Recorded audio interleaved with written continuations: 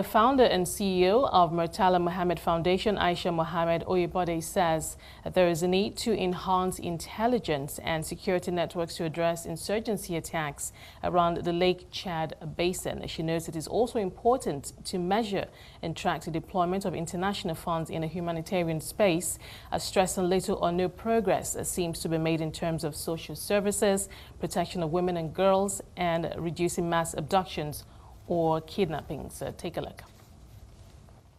Today, 10 years later, we're still missing 90 girls. 90 girls are still in Boko Haram captivity. And for the record, by the way, there has been no one that has been held accountable for the travesty that happened in Chibok.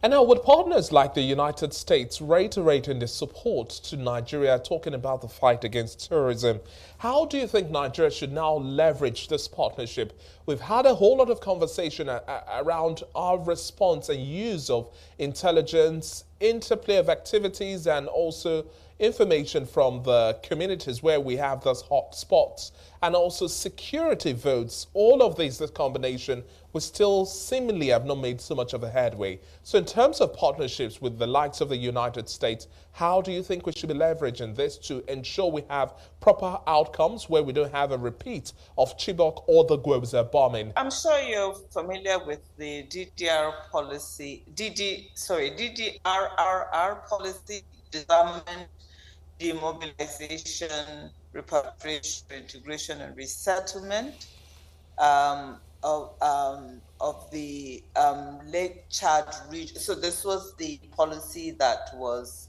rolled out around the Lake Chad region, because Boko Haram affects not just Nigeria, but the whole of the Lake Chad basin. So we're talking about Niger, Cameroon, and Chad, as well, of course, as Nigeria. And, they also set up the multinational joint task force. And the plan really was for them to leverage off intelligence from each other, but also leverage intelligence from the international community. Beyond that, there's the responsibility to protect people who have been impacted by terrorism, girls and women like the Chibok girls and women who are being used as female suicide bombers. Unfortunately, the intelligent network has not been successful. Wrapping up the conversation now, let's talk about matters aligning with policy and advocacy and how all of these also ties into equity, good governance, and economic empowerment, because at the end of the day, all of these still have some way or the other, some interlink to the security situations we have here in the country now. We'd like you to speak to your portfolio at the Murtala Mohammed Foundation. What exactly are the updates with the social impact index, the scope and the scale of this approach you're taking on? Okay, so what the social impact index is seeking to measure is the actual impact of international dollars in the humanitarian space, especially around the Boko Haram insurgency. What we've seen in the last 10 years that we've been working in the region is that even though a tremendous amount of money has been spent, we don't think that it has translated into enough services, whether it's in terms of social services, whether it's in terms of protection of women and girls, whether it's in terms of reducing mass abductions and kidnappings, whether it's in terms of tackling the whole issue around law, and of course, the impunity that has reigned in the region, and most importantly, the issues around economics and economic development and empowerment. I cannot emphasize enough that part of the reason why Boko Haram continues to take hold in the Lake Chad region is because of climate change, actually, and the drying of the Lake Chad.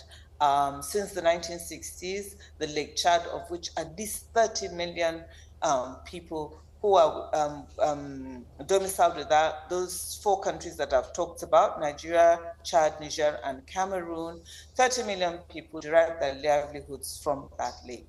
Now that, since the 1960s, Lake Chad has dried up by 90%, 90, not 19%.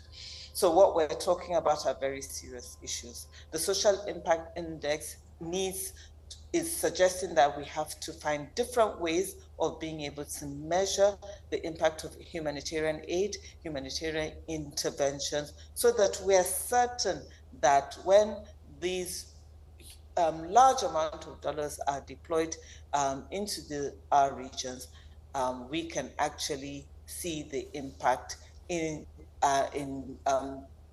dealing with all of these challenges that have made insurgencies like Boko Haram take hold. Okay, now wrapping up the conversation, with the culmination of the social impact index, how do we press on from here?